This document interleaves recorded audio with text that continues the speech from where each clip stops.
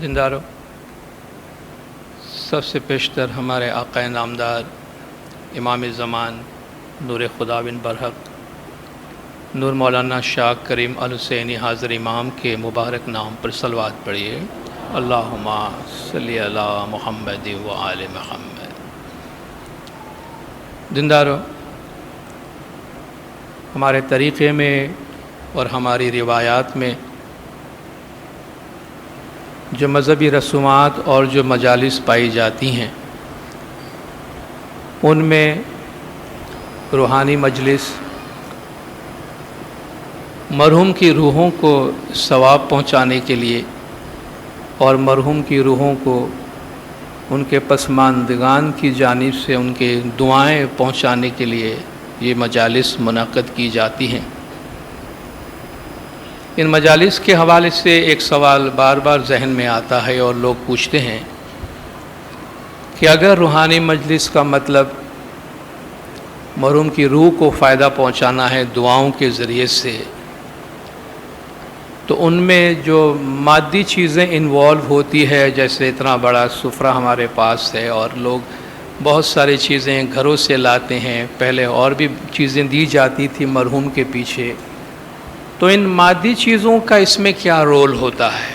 اگر ہمیں دعائیں پہنچانی ہوتی ہے تو یہ جو درمیان میں مادی میٹیریل چیزیں ہیں، ان کی کیا حیثیت ہے، ان کا کیا رول ہے ان مجالس اور ان دعاؤں کے اندر؟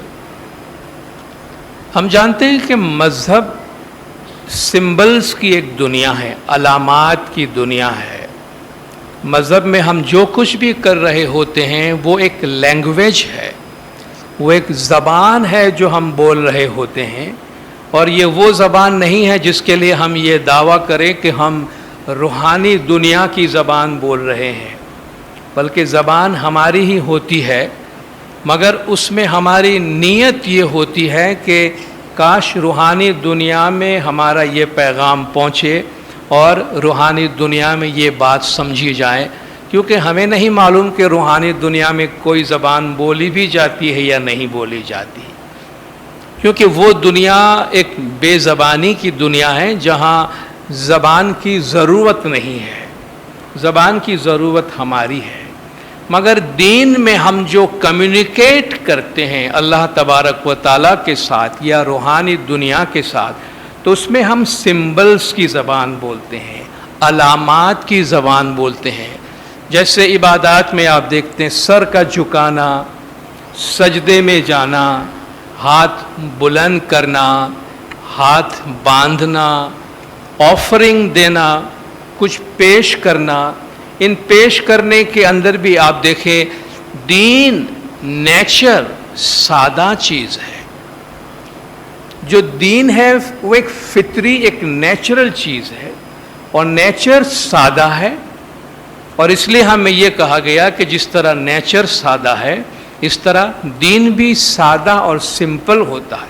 آپ دنیا کے کسی بھی دین میں چلے جائیے، ریلیجیس سمبلز جہاں استعمال ہوتے ہیں، جہاں دین کے پیروکار کوئی بھی چیز اپنے قادر مطلق کے خدمت میں پیش کرنا چاہتا ہے تو آپ ہمیشہ دیکھیں گے وہ نیچرل چیزیں ہوتی ہیں۔ ناریل پیش ہوگا، دودھ پیش کیا جائے گا، فروٹ پیش کیا جائے گا، پھول نچھاور کیے جائیں گے، آپ کو اس میں دنیاوی ظاہری مادی لگژریس اور قیمتی چیزیں نظر نہیں آئیں گی۔ یہ سب چیزیں نیچرل ہے، جس کا مطلب یہ ہے کہ دین فطری ہے اور دین کی زبان فطری ہے، دین سادہ ہے اور دین پہ عمل کرنے میں سادگی اپنانی چاہیے۔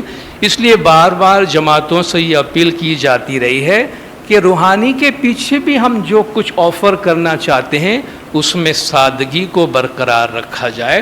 اور ماشاءاللہ اگر آپ گزشتہ 30-40 سال 50 سال کی ہسٹری کو دیکھیں تو ہماری جماعت میں اس میں بہت تبدیلیاں آئی ہیں۔ آپ کو شاید یقین نہیں آئے گا کہ جماعت خانے میں روحانی کے پیچھے گائے اور بیل بکریاں آیا کرتی تھی، پورا گھر کا سامان فرنیچر کا آیا کرتا تھا، گاڑی آیا کرتی تھی، ڈش اینٹینا آیا کرتے تھے، ٹیلی ویژن آیا کرتے تھے، بہت ساری چیزیں آتی تھی۔ آج ہماری جماعت میں پہلے کے مقابلے میں بہت زیادہ بیداری ہے اور بس یہی ریکویسٹ کرنی ہے کہ یہ بیداری جاری رکھی جانی چاہیے، سادگی برقرار رکھنی چاہیے. سمبولیکلی کچھ قدرتی اور نیچرل چیزیں ہم پیش کرنے کے واسطے علامت کے طور پہ لے آتے ہیں. باقی ہماری جو بھی امید ہے، جو بھی مرادیں ہیں، ہم امام زمان کی خدمت میں پاٹ پہ آ کے آفر کر دیتے ہیں اور وہ امام زمان قبول کر لیتے ہیں. اس طرح ہماری امید بھی پوری ہوتی ہے اور دین کی سادگی بھی برقرار رہتی ہے. اس حوالے سے ایک گزارش یہ بھی کرنا چاہوں گا کہ جب روحانی مجالس ہوتی ہے یا روحانی دعائیں ہوتی ہے تو لوگ گھروں سے سامان لاتے ہیں اور اہل خاندان فیملی والے گھروں میں جاتے ہیں مجلس سے پہلے، دعا سے پہلے، اور کچھ چیزیں جو ان کو جماعت خانے میں دینی ہوتی ہیں وہ گھر والوں کو دیتے ہیں. بھئی یہ لفافہ ہے، آپ روحانی مہمانی دینا چاہتے ہیں، وہ روحانی مہمانی گھر والوں کو جا کے دیتے ہیں. امام کا مال کسی اور کو کیوں دیتے ہیں؟ اور وہاں اگر کوئی یہ سوال پوچھے کہ آپ کو جو چیز جماعت خانے میں دینی ہے روحانی کے پیچھے، وہ آپ نے فیملی میں کیوں جا کر دی ہے؟ ان کو آپ دے رہے ہیں، آپ یہ جماعت خانے میں لے جائیں. معذرت کے ساتھ اس کا جواب ایک ہی نکل سکتا ہے کہ گھر والوں کو پتہ تو چلے کہ میں جماعت خانے کیا ڈال رہا ہوں. تو یہ تو ساری ہماری نیت فوت ہو جاتی ہے نا. مرید کو جو چیز امام کو دینی ہوتی ہے اس میں تھرڈ پارٹی کو تو انوالو بھی نہیں کرنا چاہیے. آپ سیدھا پاٹ پہ آ کے امام کے حضور میں عرض کر دینا چاہیے. تو گھروں میں نہیں آپ کو روحانی کے پیچھے کوئی پیسے، مہمانی، لفافے دینے چاہیے، اور نہیں اہل خاندان کو اس کو ایکسیپٹ کرنا چاہیے. آپ کو اگر کوئی ایسے لفافے پیش کرتے ہیں کہ جماعت خانے ڈال دیجئے گا، آپ ان سے مؤدبانہ گزارش کریں، پلیز آپ خود جماعت خانے ڈال دیجئے گا. آپ ہمارے جماعت خانے نہیں آ سکتے، آپ جس جماعت خانے جاتے ہیں وہاں ڈال دیجئے گا. سب مولا کا گھر ہے، لیکن مولا کے گھر میں ڈالنے والی چیز آپ میرے گھر میں نہ دیں. اسی طرح جو گھروں میں روحانی دعا کے دن، مجالس کے دن ہم کھانے پینے کا بڑے پیمانے پر اہتمام کرتے ہیں، اور جورا چکھنے کے نام سے اب تک گھروں میں لوگوں کو دعوت دی جاتی ہے.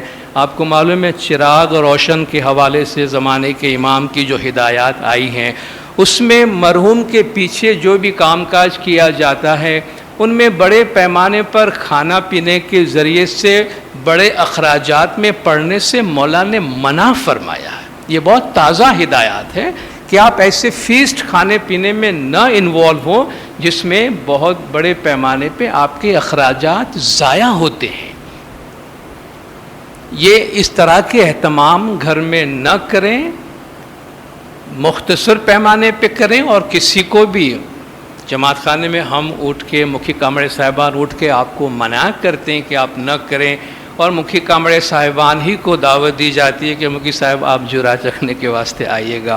تو کتنا عجیب سا لگتا ہے کہ انہیں آپ کو کس طرح سمجھانا اور منع کرنا پڑتا ہے. تو یہ کچھ سادگی کی چیزیں ہیں جن میں دھیان رکھنا پڑتا ہے.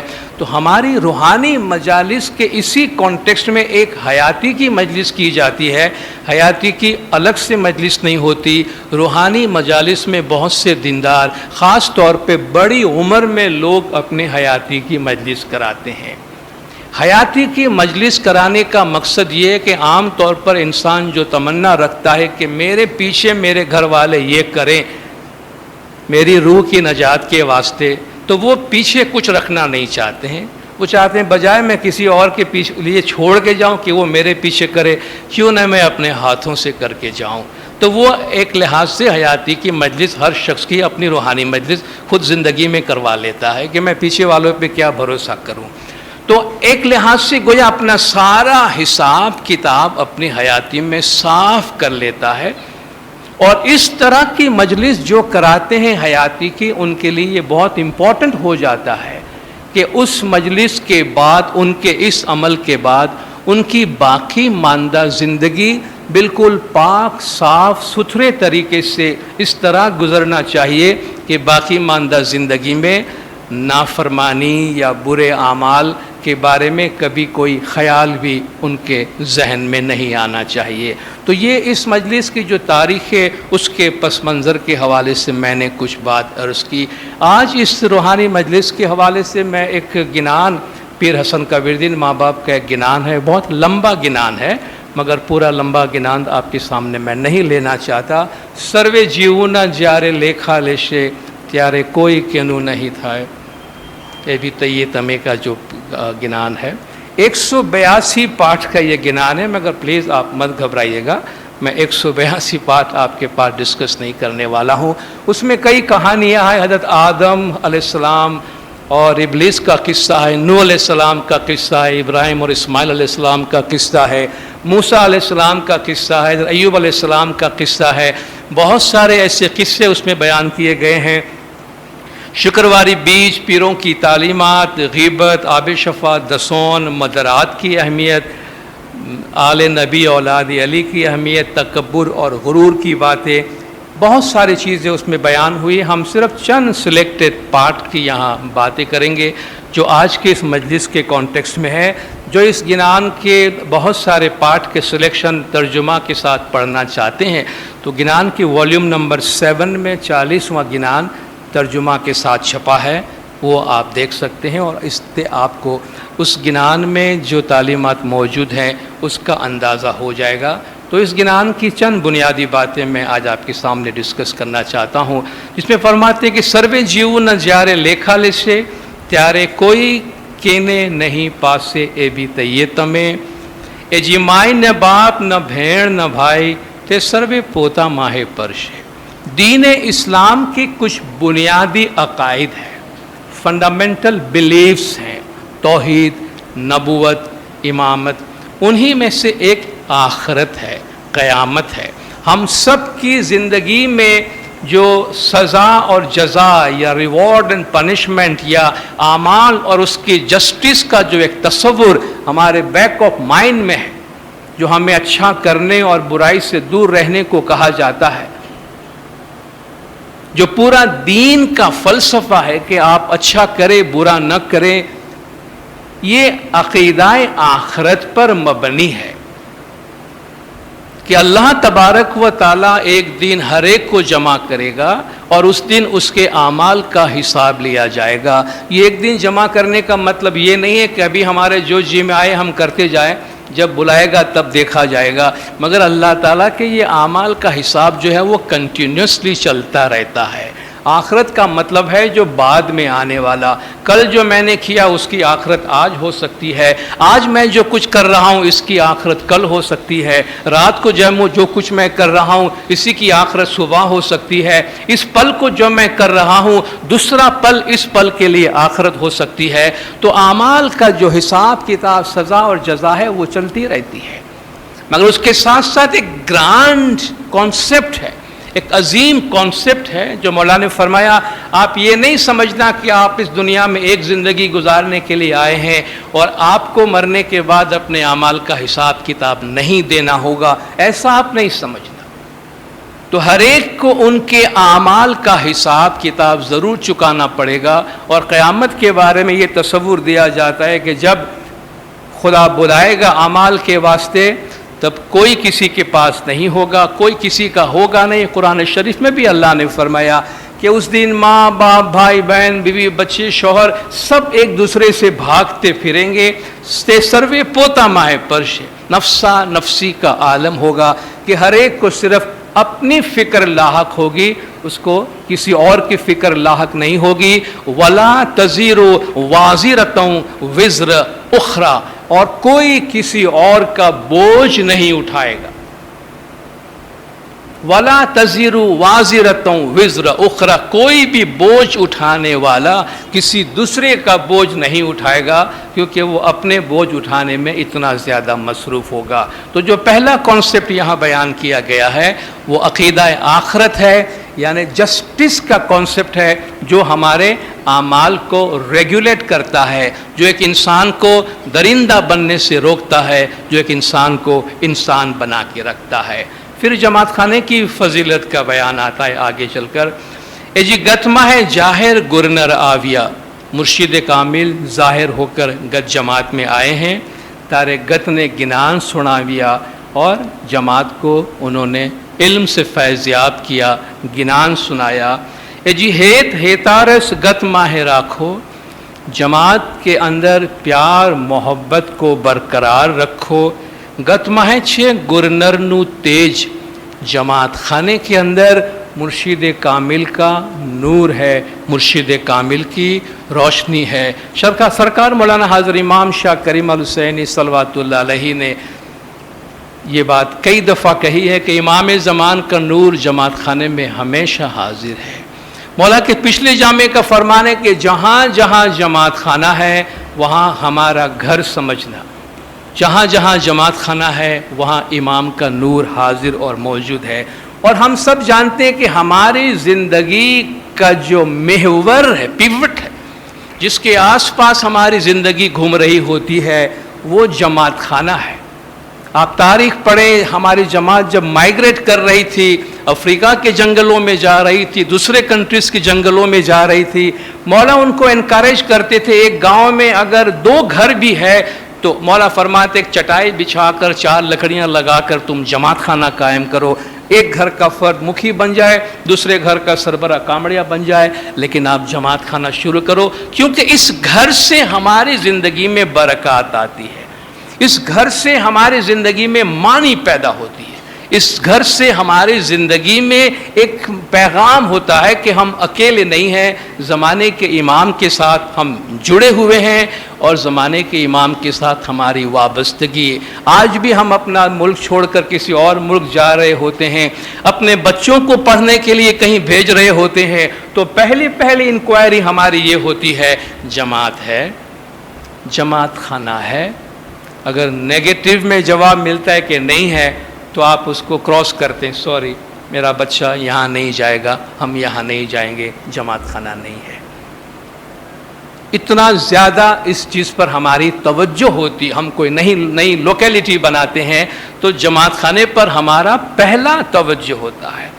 تو مولا کے اس گھر سے ہماری زندگی میں اتنی برکات ہے، یہ اس گھر سے ہمارے گھر کی رونق ہے، اس گھر سے ہمارے گھر کا نور ہے. تو اس گھر کی طرف ہماری ذمہ داریاں بھی ہیں. اس گھر سے ہم اتنی برکات لے کر جاتے ہیں تو اس گھر کی طرف ہماری ذمہ داریاں بھی ہیں. اس گھر کو ہم اپنی زندگی میں اپنے گھر سے زیادہ اہم اپنا پہلا گھر تصور کریں. ہم جب کھانا پکاتے ہیں اپنے پیٹ میں ڈالنے کے لیے، کھانے کے لیے، تو کتنے گھروں میں ہم سب سے پہلے امام کا کھانا الگ کرتے ہیں کہ میں یہ رزق کھاؤں، اس سے پہلے میں امام کی مہمانی الگ کروں. گویا میں یہ چاہتا ہوں کہ مجھ سے پہلے میرا امام ہے. مولا فرماتے جان مال آل اولاد سے بھی بڑھ کر محمد اور علی کے گادی وارث سے اپنا پیار اور محبت رکھو گے تو اس دنیا میں تمہیں کسی کا ڈر نہیں رہے گا. تو ہمارے گھر سے پہلے زمانے کے امام کا گھر ہے. یہ جماعت خانہ جب اوپننگ ہوا، آپ میں سے کچھ بزرگ ہوں گے جو حیات ہوں گے جن کو معلوم ہوگا، جب سرکار مولانا حضرت امام صلوات اللہ علیہ نے یہ جماعت خانہ کھولا ہے تو مولانا نے اپنے فرمان میں اس جماعت کے لیے ایک ورڈ استعمال کیا تھا کہ ہمارے خیال میں یہ جماعت ایک اسپوائلڈ جماعت ہے. یہ جماعت ایک اسپوائل جماعت ہے، یعنی بہت زیادہ لاڈ کروائی ہوئی جماعت ہے. مولا فرماتے ہیں کہ شاید ہی کوئی ایسی جماعت ہے جن کو اپنی کالونی میں جماعت خانہ اتنا خوبصورت جماعت خانہ ملا ہے، جن کو اپنے گھر کے آنگن میں اتنا بڑا آغا خان جیم خانہ ملا ہے، جن کو اپنے گھر کے آنگن میں آغا خان اسکول ملی ہے. یہ مولانا نے ان 3 چیزوں کا ذکر کیا تھا اور ہمیں اس پہ فخر کرنا چاہیے، ہمیں اس کی قدر کرنی چاہیے اور اس کی جانب جو ہماری اپنی ذمہ داریاں ہیں اس کو پوری کرنی چاہیے. آج ہمیں یہ جان کر، یہ سن کر دکھ ہوتا ہے، افسوس ہوتا ہے کہ مولا کے اس گھر کو صاف کرنے کے لیے مرید نہیں مل رہے ہیں. آج اس گھر کی صاف صفائی کے لیے لوگ آگے نہیں آ رہے ہیں. میری طرح آپ میں سے بہت سے لوگ ہوں گے جنہوں نے دیکھا ہوگا کہ جماعت خانے میں کوئی کچرا، کوئی مڑا ہوا کیڑا مکوڑا ایک ہفتے سے زیادہ تک پڑا رہتا ہے جسے کوئی اٹھانے والا نہیں ہوتا. یہ بہت دکھ کی بات ہے، یہ بہت دکھ کی بات ہے کہ آج ہم اپنے زمانے کے امام کو یہ کہنا چاہتے ہیں کہ یا مولا، میں نہیں سمجھتا کوئی اسماعیلی یہ کہنا چاہے گا کہ مولا سوری، ابھی ہم لوگ اپنے کام میں اتنے زیادہ بیزی ہو گئے ہیں کہ اب تیرے گھر کے واسطے ہمارے پاس ٹائم نہیں ہے. تو جانے تیرا گھر جانے، تیرا گھر ہے، تو گھر کا مالک ہے، تو جانے تو صاف کر سکتا ہے تو کر لے، باقی ہمارے پاس ٹائم نہیں ہے. کیا کوئی مرید آج اپنے زمانے کے امام کو اس گھر کے واسطے یہ کہنا چاہتا ہے کہ جہاں اب یہ صورتحال ہو گئی کہ مرید امام کے گھر کو صاف کرنے کے واسطے آگے آنے کو تیار نہیں ہے؟ یا کیا ہم اپنے گھر میں اتنے زیادہ بیزی ہو گئے ہیں کہ اب مولا کے گھر کے واسطے ہمارے پاس ٹائم نہیں ہے، یا اس کی اہمیت ہماری نظر سے کم ہو گئی ہے؟ اب اگر آج یہاں پر ایک اناؤنسمنٹ ہوتا ہے کہ مولانا حاضر امام کے جو مکانات ہیں، ایگلیمو میں ہے، سوئٹزرلینڈ میں ہے، سینٹ موریس میں ہے، اس کو صفائی کرنے کے لیے کچھ امیدواروں کی ضرورت ہے. جو امیدوار ہیں وہ آگے آئیں. ہم تو کہیں گے کہ بھئی ٹکٹ وکٹ سب ریکمنڈیشن سب دینے کو تیار ہوں، میرا نام سب سے پہلے لکھو. کیا ہو گیا بھائی؟ اچانک یہ تبدیلی کیسے آ گئی؟ آج یہ اعلان ہو کہ مولا تشریف لا رہے ہیں اور مولا کے لیے جس طرح جماعت خانوں میں مولا کا روم بنایا جاتا ہے، سجایا جاتا ہے، اس کے لیے امیدوار چاہیے. دن دگنی رات چگنی کام کر کے ہم کمپیٹ کر کے اسٹرنگ پول کر کے کہیں نہ کہیں سے اپنا نام ڈالنے کی کوشش کریں گے. حالانکہ وہ ایک جسمانی قربت کی بات ہوتی ہے، چند دن کے لیے مولا کا ایک کمرہ بنانے کی بات ہوتی ہے. یہ وہ گھر ہے جہاں مولا ہمیشہ ہے، یہاں مولا بھی مہمان ہے اور پھر یہاں مولا کے مہمان آتے ہیں، یہاں مولا کے مہمان روزانہ آتے ہیں.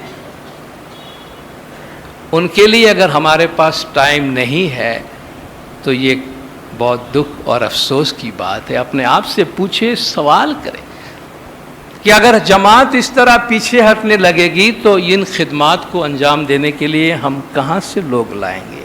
خاص طور پہ جماعت میں نوجوان خواتین و حضرات کی ضرورت ہے، کیونکہ یہ ایسا کام ہے. ہمارے بہت سے بزرگ خدمت کے لیے پیش کرتے ہیں، مگر عمر کے لحاظ سے ان کی ایک لمیٹیشن ہوتی ہے کہ وہ کتنا کام کر سکتے ہیں اور کون سا کام کر سکتے ہیں. مگر ایسے کام جن میں ہمیں نوجوانوں کی ضرورت ہے، ان کے لیے پلیز آپ سے اس گنان کس کانٹیکسٹ سے ریکویسٹ کرتا ہوں کہ یہ ایک بہت امپورٹنٹ خدمت ہے.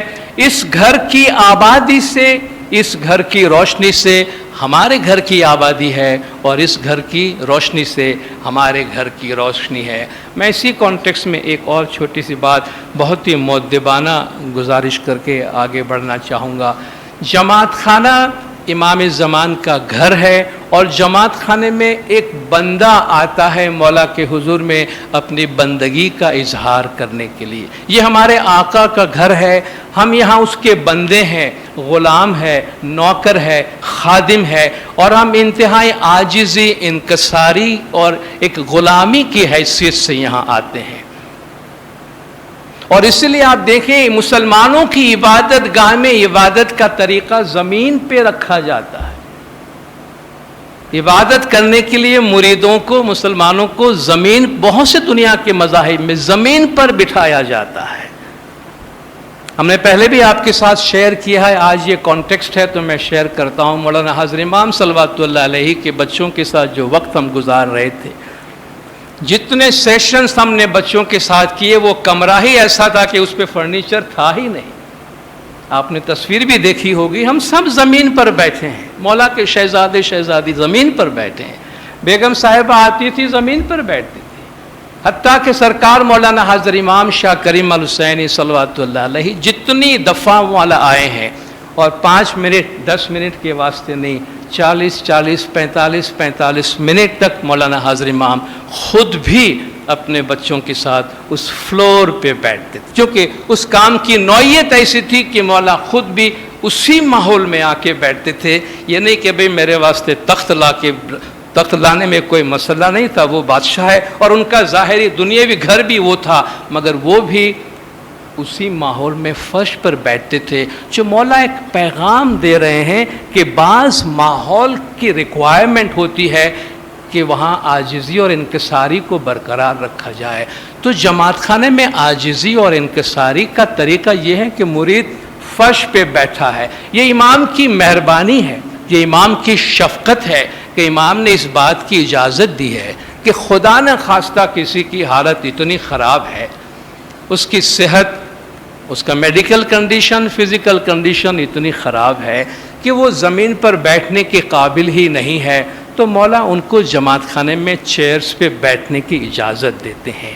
مگر اس کا مطلب یہ ہرگز نہیں ہے کہ جماعت خانے میں چیئر صرف کمفرٹ کے واسطے استعمال کیا جائے. جماعت خانہ کنسٹرکشن کرنے والے اور جماعت خانہ کو ڈیزائن کرنے والے, مولا کے حضور میں کام کرنے والے جو لوگ ہیں, ان کے ساتھ اگر آپ کا اٹھنا بیٹھنا ہو اور آپ ان سے حاضر امام کے خیالات معلوم کرے کرسیوں کے بارے میں جماعت خانے میں, تو آپ کو بہت زیادہ اچھا نہیں لگے گا کہ مولا کتنی چیئر جماعت خانے کے اندر چاہتے ہیں اور وہ چیئرز کہاں رکھوانا چاہتے ہیں مولا جماعت خانے کے اندر. کون سا غلام ہوگا جو اپنے آقا کے سامنے کرسی پر بیٹھنا پسند کرے گا؟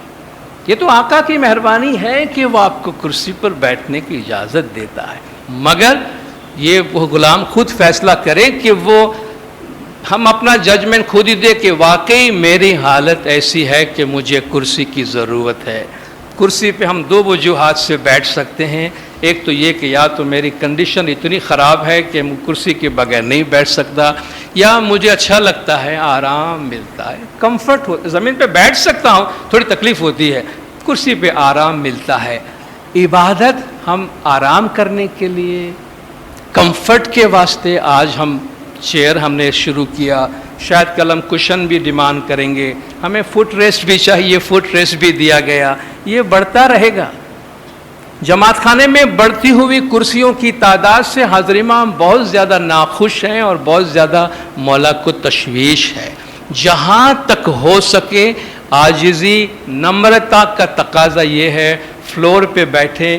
جسم کو تھوڑی تکلیف ہوتی ہے تو ایچے سار شریر ہمارے گنانوں میں ہم کو کہا گیا تمہاری باڈی کی بھی تو دسون دینی چاہیے کہ نہیں دینی چاہیے. ہم دنیا کے کتنے کام کے لیے اپنے جسم کی تکلیف کو برداشت کرتے ہیں؟ نہیں کرتے ہیں. دنیا کی کتنی چیزوں کے لیے ہمیں فزیکل تکلیف ہوتی, ہم کرتے ہیں نا, برداشت کرتے, لائنوں میں کھڑے رہتے ہیں. ایک جماعت خانہ ہے جہاں ہم تھوڑی سی زحمت برداشت کرنے کو گوارا نہیں کرتے ہیں اور کمفرٹ پہ کمفرٹ ڈیمانڈ کرتے جائیں گے, تو یہ عبادت کی روح نہیں ہے. یہاں مولا کا نور ہے, یہ مولا کا گھر ہے, اور مولا کے حضور میں آتے ہیں تو سوچیں ہمیں کتنی زیادہ عاجزی اور گریازاری کی ضرورت ہے. اور ہمارے پوسچر میں, ہمارے بیٹھنے میں جو عاجزی, جو گریازاری ہوتی ہے, زمین پر بیٹھ کر سر جھکانے میں, سجدہ کرنے میں جو ایک لطف ہوتا ہے, جو سکون ملتا ہے, اس کی بات ہی اور ہوتی ہے. تو یہ فیصلہ ہم سب اپنے آپ سے کریں کہ یا مولا, بلکہ ہم دعا کریں کہ یا مولا ہماری حالت ایسی رکھنا کہ ہم تیرے گھر میں نمرتا سے آ کر اور تیرے گھر میں زمین پر بیٹھ کر ہی عبادت کر سکیں. باقی جن کو ضرورت ہے مولا نے یہ فیسلٹی دی ہوئی ہے, اس سے کوئی منائی نہیں ہے, لیکن پلیز بہت سوچ سمجھ کے ایک لائن ڈرا کیجئے کہ کب مجھے کرسی پہ بیٹھنا چاہیے اور کب مجھے کرسی پر نہیں بیٹھنا چاہیے. آگے اس گنان میں فرمایا گیا جی دسوں جی دھرم نو بھید تو دسوند جو کہیے دسون وینا پار نہ لئیے.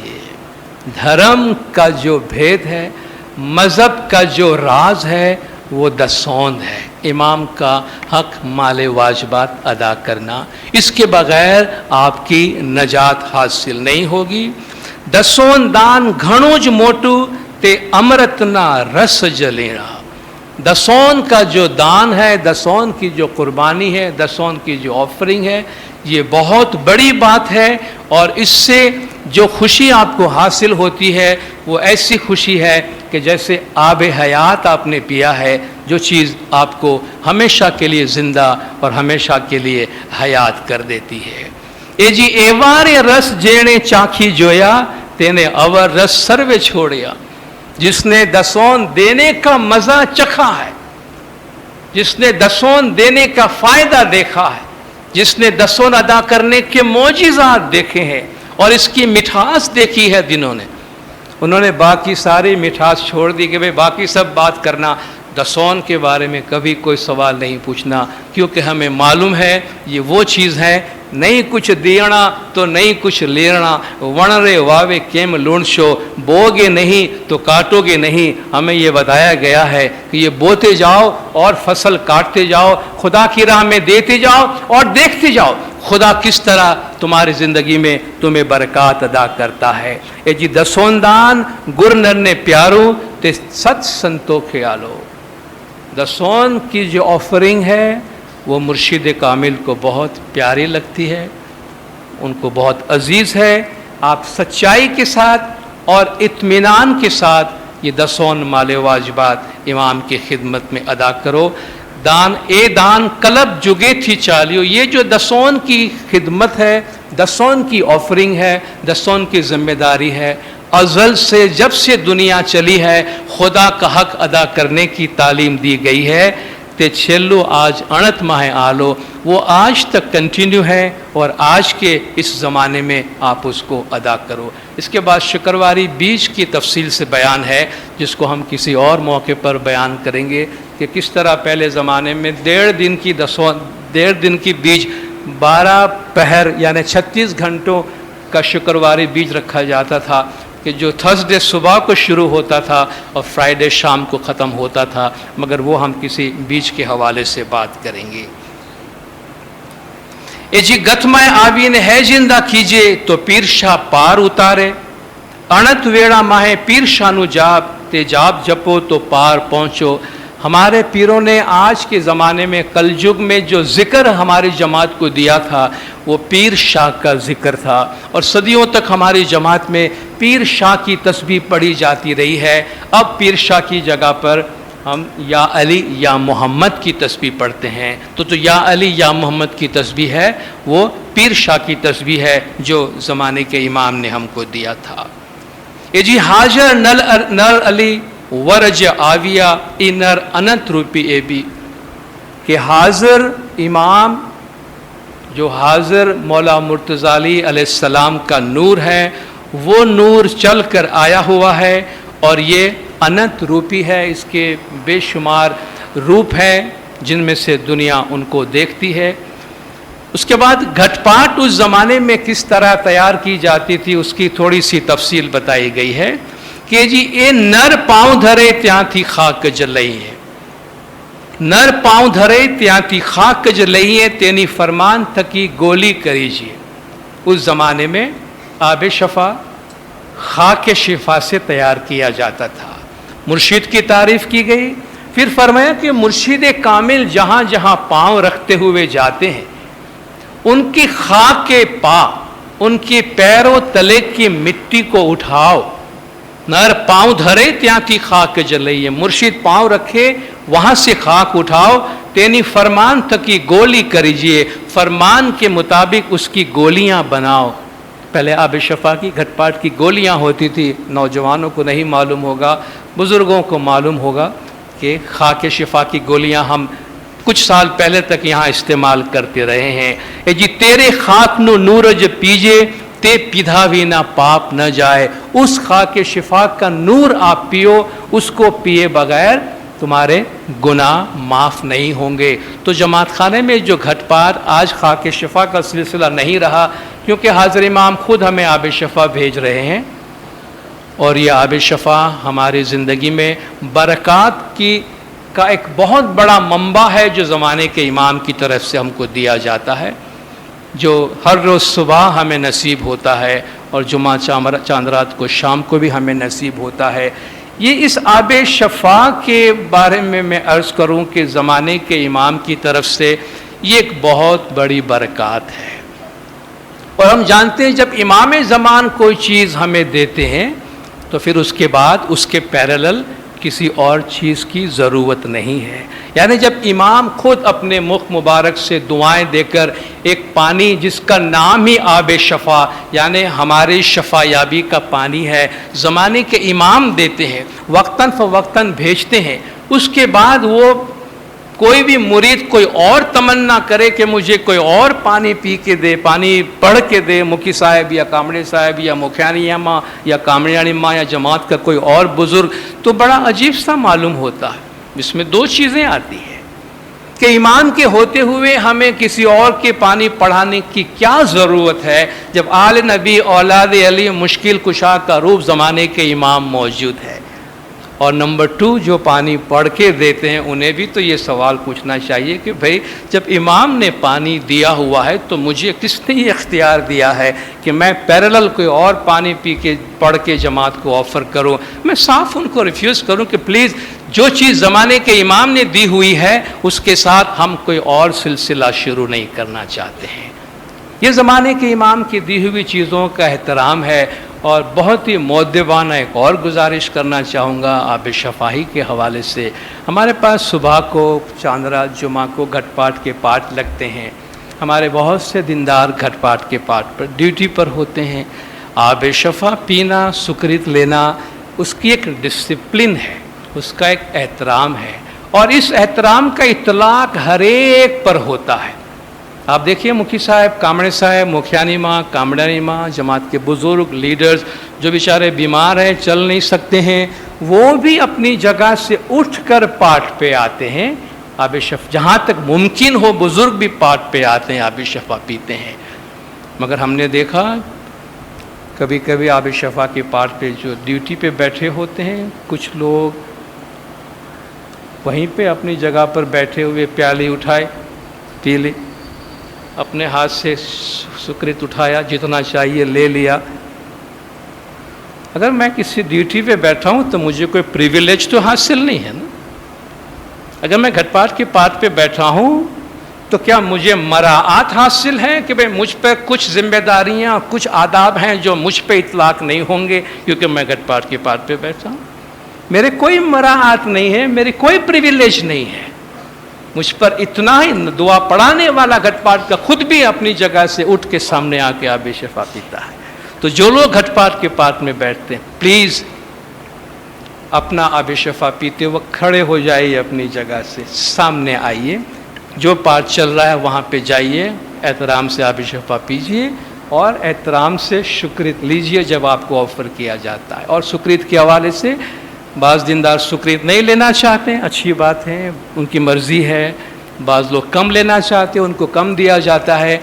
اگر نہیں لینا چاہتے سکرت اور نہیں کھانا چاہتے تو پلیز مت لیجیے۔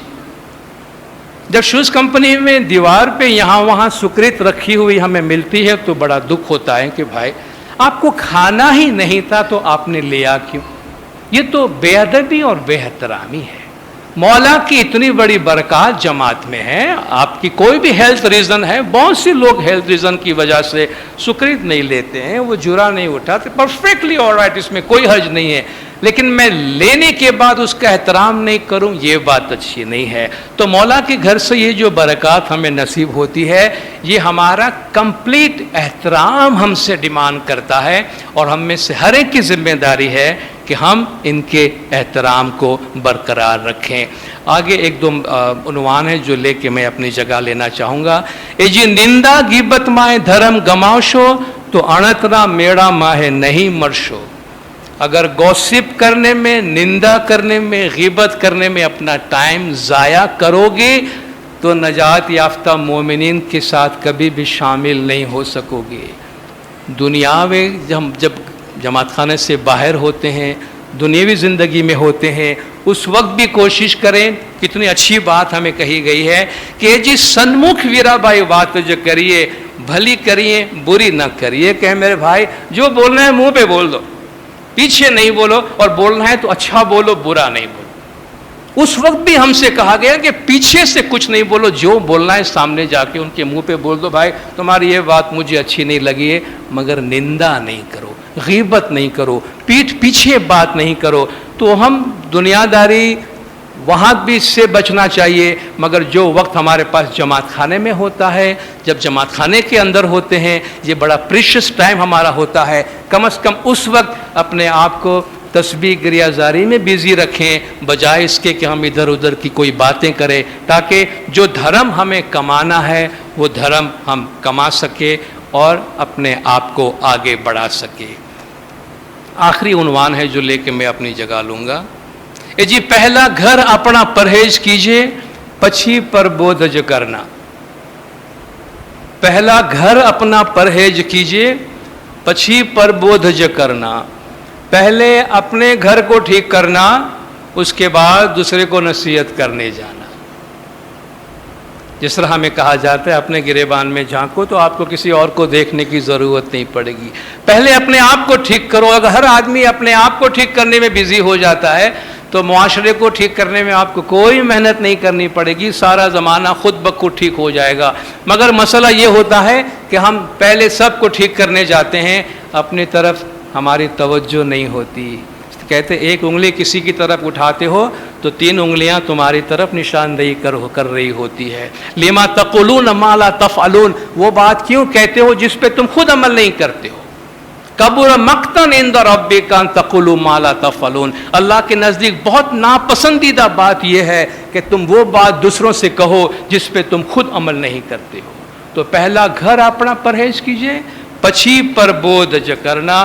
جی بڑ بڑائی اپنے شاہ کو نہ بھاوے، ہمیں ہینا کھینا تھینے چالیا۔ اب یہ پیر خود فرماتے ہیں میرے مولا کو بڑائی پسند نہیں ہے، میرے مولا کو گھمن، پرائڈ، وینٹی پسند نہیں ہے۔ سرکار مولانا حضرت امام شاہ کریم الحسینی صلوات اللہ علیہ کو ایک انٹرویو میں سوال کیا گیا کہ your highness what is your proudest achievement.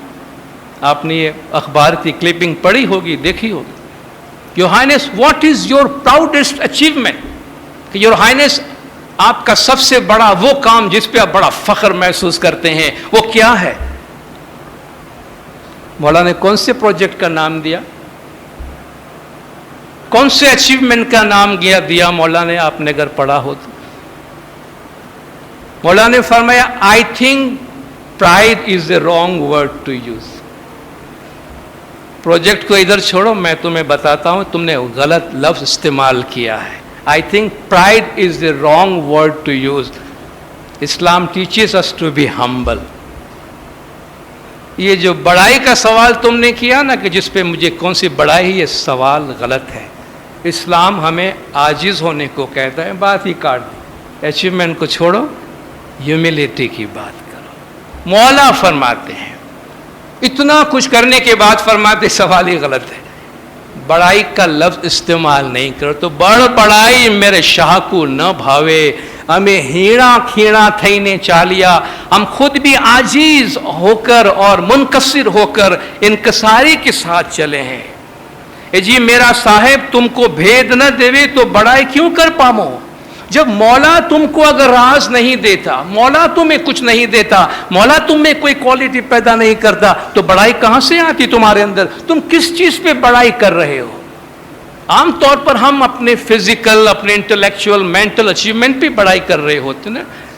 بھائی مجھے میرے حسن پہ ناز ہے، میری باڈی پہ ناز ہے، میرے چہرے پہ ناز ہے، میرے پیسے پہ ناز ہے، میرے ایجوکیشن پہ ناز ہے، میرے کمائی پہ ناز ہے، میرے سپورٹس پہ۔ اس میں سے بھلا آپ بتائیں گے کون سی چیز ہے جو ہم نے خود کریٹ کی ہے؟ ہم نے خود کریٹ کی ہے۔ میں بڑا انٹیلیجنٹ ہوں تو آپ یہ ثابت کرنا پڑے گا ہمیں کہ عقل بھی میں نے پیدا کی ہے، مائنڈ، برین بھی میں نے بنایا، اس لیے تو میں فخر کر رہا ہوں۔ ارے بھائی دوسرے کی چیز پہ کیوں فخر کر رہے ہو؟ اپنا برین خود بناؤ، اس کے بعد اس کو استعمال کرو اور پھر بڑائی کرو تو کوئی بات ہے۔ برین اللہ کا دیا ہوا ہے، ایجوکیشن کوئی اور تمہیں دے رہا ہے، بڑائی تم کر رہے ہو۔ تیز دوڑ سکتے ہو، پاؤں بھی تم نے بنائے ہیں کیا؟ تیز دوڑ سکتے، اس پہ بڑائی کرتے ہو کیا؟ پاؤں بھی تم نے کریٹ کیے ہیں کیا؟ شکر کرو کہ اس نے تمہیں پیر دیے ہیں، اور شکر کرو کہ پیر میں اتنی طاقت دی ہے کہ تم آج چل سکتے ہو اور دوڑ سکتے ہو۔ ایک ایک اللہ کی رحمت کی طرف دیکھیں گے تو اس کا کتنا کرم ہمارے اوپر ہے کہ یہ بڑائی اور پرائڈ اور وینٹی نکل جائے گا ہمارے دماغ میں سے، ہمارا کچھ بھی نہیں ہے۔ اس لیے ہمیں کہا گیا ہمیشہ اللہ اکبر کہو، اللہ سب سے بڑا ہے، الحمدللہ کہو کہ سب تعریف میں اللہ تعالیٰ کی ذات کے لیے ہے۔ کہ میرا صاحب تم کو بھید نہ دے تو بڑائی کیوں کر پامو؟ جی تب अरज करी बंदा महरज मांगो तो तमें शाह जी को प्यारा। अरज करो, गिरियाजारी करो तो मौला को प्यारे होगे। ए जी जिसको बड़ाई साहिब देवे तो आराध बंदगी साहिब जी की करना। मौला बड़ाई देता है, ऐसा नहीं कि नहीं देता। मौला ऑनर देता है, मौला इज्जत देता है, मौला माल देता है, मौला तरक्की देता है, मौला बहुत कुछ देता है। फरमाता है आजिज़ी के साथ, इनकसारी के साथ उसको एक्सेप्ट करो। दुनिया की बड़ाई से जे कोई ध्रुजिया तेने दिल अविचल पामिया। जो दुनिया की बड़ाई से जो लोग डरते रहे, दुनिया की बड़ाई दूर रखो अपने आप को इससे। दुनिया की बड़ाई से जे कोई ध्रुजिया तेने दीन अविचल पाया। दीन का फायदा वही हासिल कर सकेगा। दुनिया की बड़ाई से होवे ख्वारी तिस्ती दूर ज रहना। दुनिया की बड़ाई से ख्वारी के सिवा कुछ हासिल नहीं होगा, उससे दूर रहना। आप दुनिया में कोई एक मिसाल ऐसी नहीं दे सकेंगे जिसमें आप कह सकें कि फलां शख्स ने दुनियावी चीज़ों पे बड़ाई की और आखिरत तक वो बस उसी बड़ाई को एंजॉय करते हुए दुनिया से गया। कोई नहीं है ऐसा। कहते हैं गुरूर का सर नीचा, ये बिल्कुल सच्ची बात है। जो आज गुरूर करता है खुदा कल उसका सर नुगू करता है। ये जी आवे बढ़ाई तब सिर पर लेना, तो जब तब क्रिया करना। जब मौला तुम्हें बढ़ाई देता है, इज्जत दे, आबरू दे, कोई मकाम दे, तो आजिज़ी, गिरिया जारी, ज़िक्र के साथ उनके सामने झुक कर रहना। सरकार मौलाना हाज़िर इमाम सल्लल्लाहु अलैहि ने हमारे जमात के बहुत से लीडर्स की जो अपॉइंटमेंट फरमाते हैं, उसमें से मौलाना ने एक नेशनल लीडर को अपॉइंट किया चंद साल पहले। तो वो बहुत डर रहे थे कि या मौला इतनी बड़ी जिम्मेदारी, इतना बड़ा काम तूने हमें दिया है, मौला ये कैसे होगा, मैं डर रहा हूँ। तो मौला ने उसको फरमाया सीक हेल्प फ्रॉम योर इबादत, सीक हेल्प फ्रॉम योर इबादत। अपनी इबादत से शक्ति हासिल करो, इबादत से ताकत हासिल करो। मौला फरमाते मकाम तो मैंने तुम्हें दिया है, अब जब तब क्रियाजारी और क्रिया के ज़रिए से अपने अंदर वो क्वालिटी पैदा करो कि तुम आजिज़ी के साथ, इनकसारी के साथ और इमाम की दी हुई इस क्वालिटी के साथ तुम इस काम को अंजाम दे सको। बहुत सारे ऐसी बातें इस पे बयान की गई हैं, मगर आखिरी पार्ट में अर्ज़ करता हूँ कि जी कहे पीर हसन कबीरदीन तमें सते चालो तो सत सुक्रीते पारज पहुँचो। पीर हसन कबीरदीन बाबा फरमाते हैं कि सच्चाई से चलो तो सच्चाई से और सुक्रीत यानी तुम्हारे अच्छे अमाल से तुम पार पहुँचोगे, यानी नजात हासिल करोगे। जमात से कुछ बातें जो मैंने अर्ज़ की है प्लीज़ आप दिल पर मत लीजिएगा। कुछ बातें हैं जो कहना ज़रूरी होती है। अगर आप में से किसी की दिल आज़ारी हुई हो, मैं माजरत चाहता हूँ, माफ़ी चाहता हूँ, मगर उन पर गौर ज़रूर कीजिएगा जो बातें आपके सामने अर्ज़ की है। खुदा बिन नूर मौलाना शाह करीम अल हुसैनी हाज़िर इमाम हम सब की इबादत बंदगी अपने हुजूर में कबूल करे। मौला गज जमात के तमाम गुनाह माफ़ करे, सबकी नेक उम्मीदें पूरी करे, ईमान दीदार नसीब करे। सलवात पढ़े दिलदार अल्लाहुम्मा सल्ली अला मुहम्मद व आले मुहम्मद।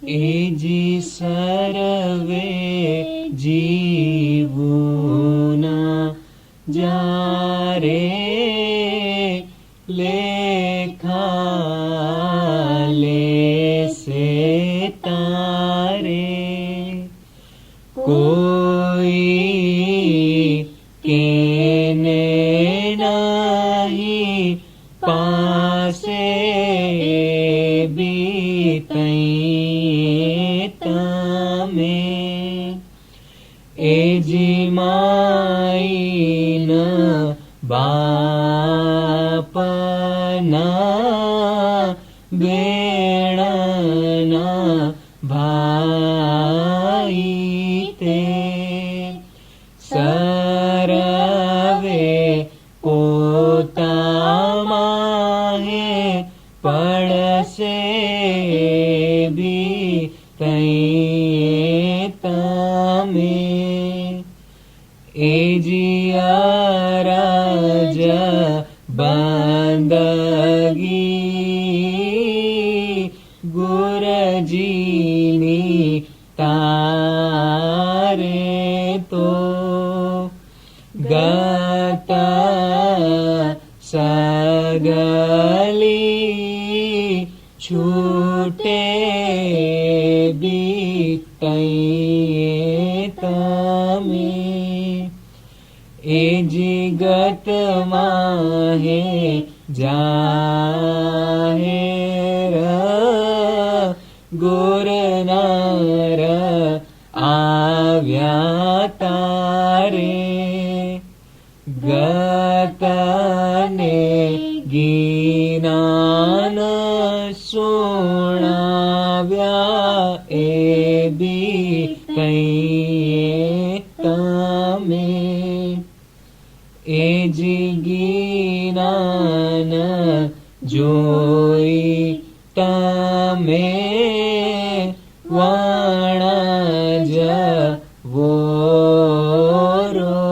તો ગીનાન કહે તેમ ચાલો એ બીતૈયે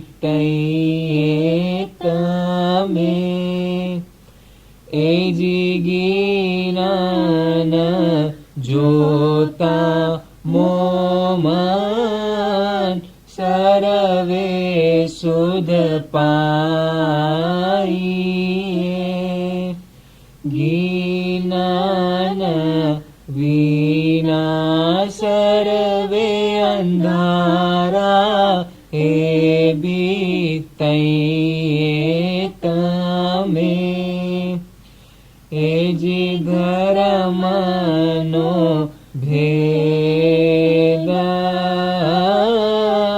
દસોંદજ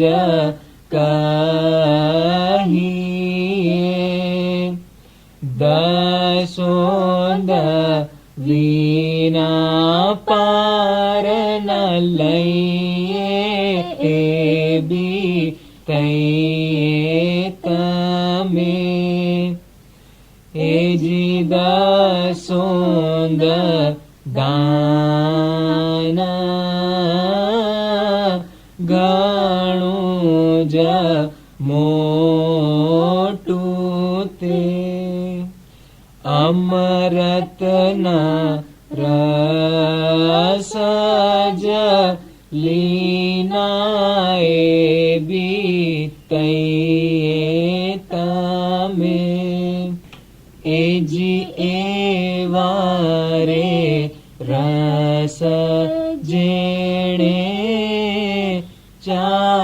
ચાખી જોયા તેણે અવર રસ સર્વે છોડ્યા એ બીતૈયે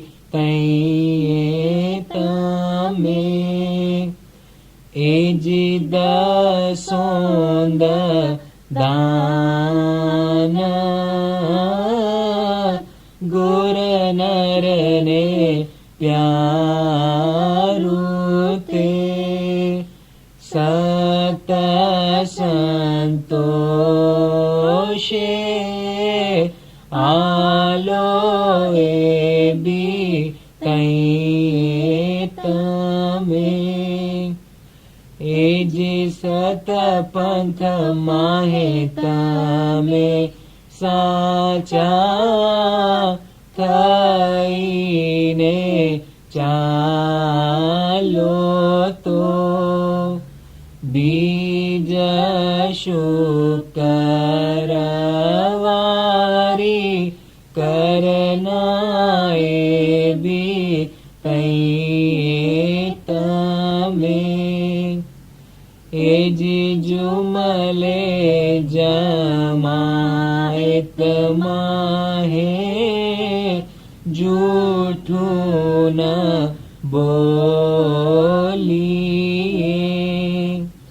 હેત પ્રીત સુ રહીએ બીતૈયે તમે એ જગતમાં હે આવીને હે જિંદા કીજે તો પીર શાહ પાર ઉતારે એ બી તઈ તમે એ જી નર પાઉં ધરે ત્યાંથી ખાક જ લઈએ તેની ફરમાન થકી ગોલી કરીએ બી તઈ તમે એ જી તેરે ખાકનું નૂરજ પીજે તે પીધા વિના પાપના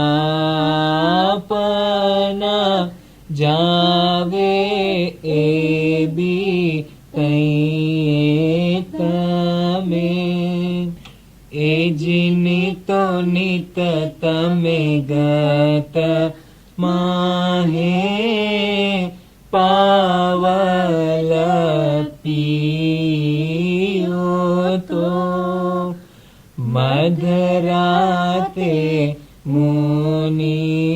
મુનિવરના મેલાએ બી તઈ તમે એ જી મધરાતે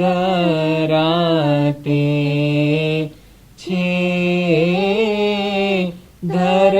ધર્મની વેલા તો ગુરનર બેઈ મિલી આવે બી તઈ તમે એ જીની દાગી બાત માહે ધર્મ ગમાવશો તો અણતના મેલામાં નહીં મળશો એ બી તઈ તમે એ જી સન્મુખ વીરાભાઈ વાત જ કરીએ ભલી કરીએ બોરી ન કરીએ એ બી તઈ તમે એ જી સઘટ સાહેબ જી કી બંદગી तिस घट साहेब जी का वासाए बी तई तमे ए जी चेतो रे मोमन तमे चेतीने चालो આગલ વિખડી છે વેલાએ બી તઈ તમે એ જી એક તિલ તો લેજો પાપ જ રહે છે સોબી સાહેબ પૂછશે બી તઈ તમે એ જી પહેલા ઘર અપના પરહેજ કીજે પછી પર બોલે करना ए भी तैये तमे ए जी बड़ बड़ाई अपने शाह को न भावे आमे हीणा हीणा थईने चाल्या ए बी तैये तमे ए जी साहेब मेरा तमको भेदन देवे तो बड़ाई कियो कर पामो ए बी तैये तमे ए जी तप अरज करी बंदा महेरज मांगो तो तमे शाह को प्यारा ए बी तैये तमे ए जी करणी होए सो दुनिया माहे खावे पछे ठाला चाले एकला जावे ए बी तैये तमे ए जी जिसको बड़ाई साहेब देवे तो आराध बंदगी साहेब जी की करना ए बी तैये तमे ए जी दुनिया की बड़ाई से जे कोई द्रुजिया तेणे दीना अविचल पाया ए बी तैये तमे ए जी दुनिया की बड़ाई से होवे खुआरी तीसती दूरज रहना ए बी तैये तमे ए जी आवे बड़ाई तब सिर पर लेना तो जप तप किरिया करना ए बी तैये तमे ए जी दुनिया के भीतर किसको दुख दीजिए ते दुख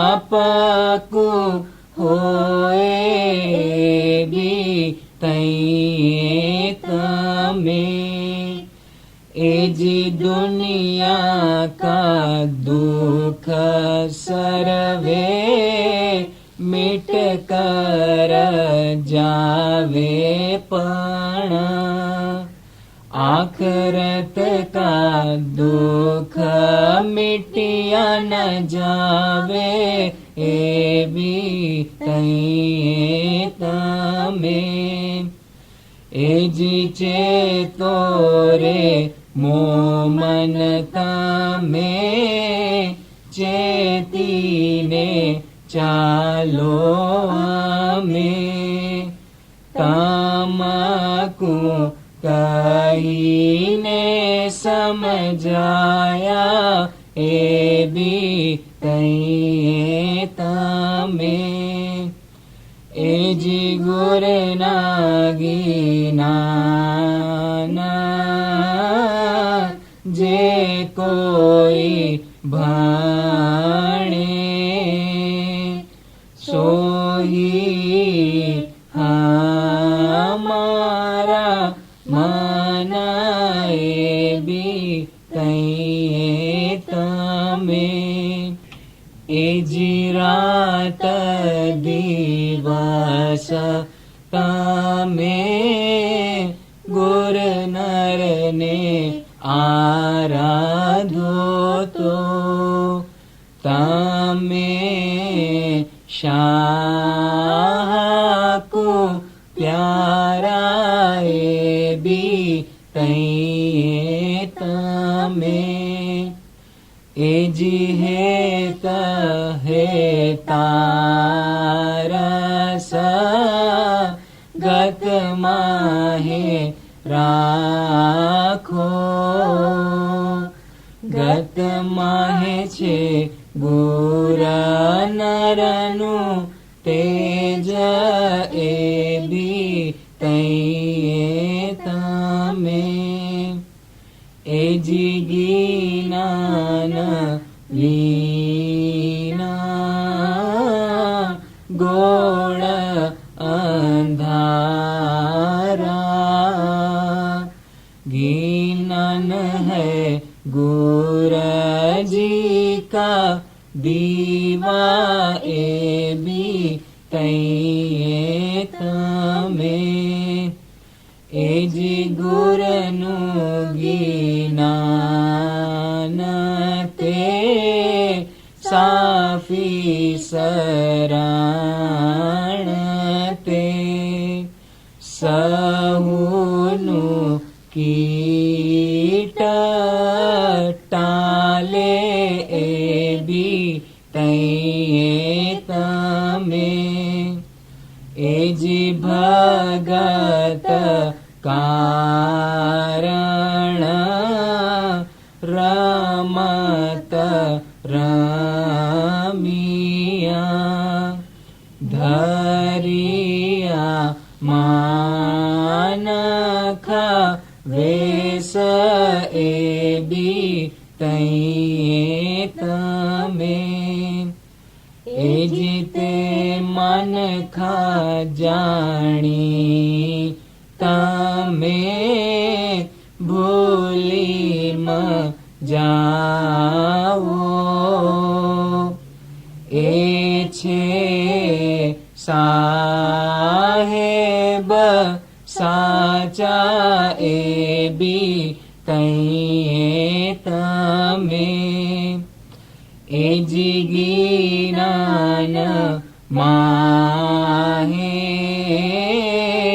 નૂરજ જાણો તો જ્ઞાન કહે તેમ ચાલો એવી તઈએ તમે એ જી કહે પીર હસન કબીર દિન તમે સતે ચાલો તો સત સુકરી તે પારજ પહોંચો એવી તઈએ તમે એ જી કહે પીર હસન કબીર દિન તમે